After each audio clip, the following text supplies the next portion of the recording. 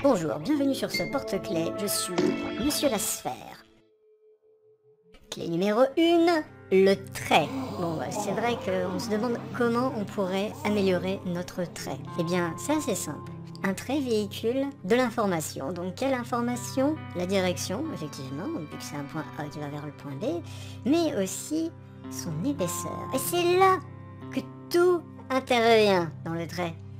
Dessinons deux cercles identiques. Nous allons éloigner le premier vers le fond et le second, nous allons le rapprocher vers la caméra.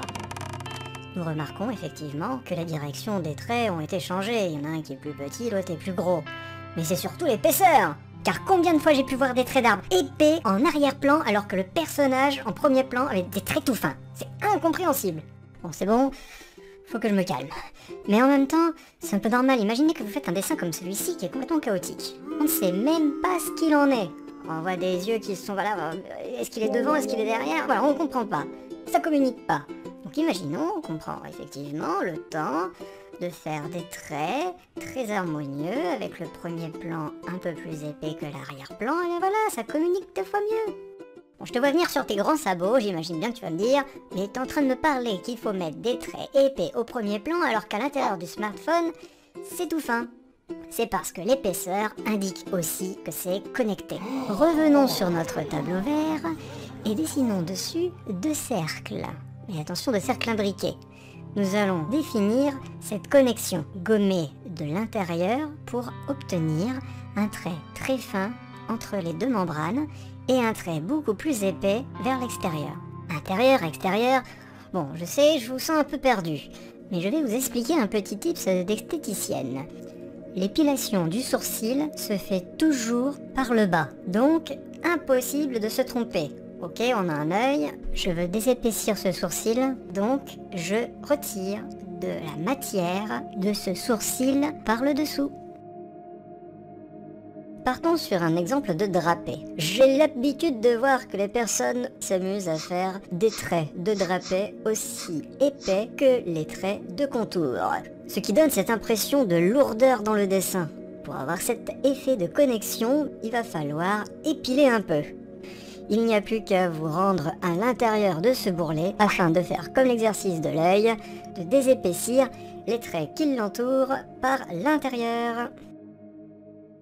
Revenons sur nos 2 cercles connectés. Nous allons y rajouter un cercle devant et un cercle derrière. L'œil commence à rentrer dans une certaine confusion et ne sait plus quel trait appartient à quel objet. Pour ce faire, nous allons réépaissir les traits extérieurs de chaque objet. Pour réaliser une poitrine, la connexion se situe entre les 2 cercles. Donc nous créons un trait vertical pour bien spécifier cette jonction entre ces 2 sphères. Nous pouvons aussi remarquer que la membrane de tissu a un trait pratiquement inexistant vu qu'il y a connexion entre la peau de la poitrine et le tissu. Il y figure aussi un doublement du trait pour renforcer cette jonction entre les éléments. Pour continuer dans cet exercice de connexion, rajoutons un petit wuka sur cette poitrine. Nous allons un peu intercepter tout cela avec un regard furtif d'un autre wuka sur la droite au premier plan en mode étonné de l'action. Vu que ce wuka est au premier plan, nous allons mettre son épaisseur assez conséquent. Par contre, le wuka en arrière-plan, aussi épais que la poitrine. Ce qui est un peu embêtant, c'est qu'on a ce côté, qu'est-ce qui est vraiment à l'extérieur, qu'est-ce qui est vraiment à l'intérieur. Donc, on duplique les contours extérieurs de ce wuka avec celle de la poitrine. Chaque taille de trait a son importance. Il est primordial de savoir exactement qu'est-ce qu'on a envie de communiquer. Donc le trait de la peau ne doit pas être la même épaisseur que les cheveux. Ah mais qu'est-ce que tu fais là? Mais c'est n'importe quoi, il faut que ça soit plus fin que ça les cheveux, pas plus gros. Alors CTRL-Z moi tout de suite ça et refais quelque chose de plus fin. Cette finesse de trait peut signifier que ce poil est très léger, de très volatile. Que si c'était un gros trait, ça aurait été quelque chose de très rigide et de très lourd.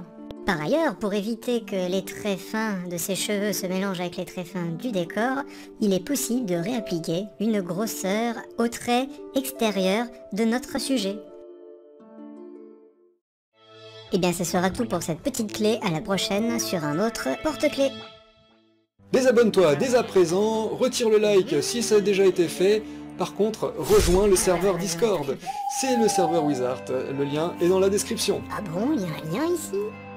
Ah ouais,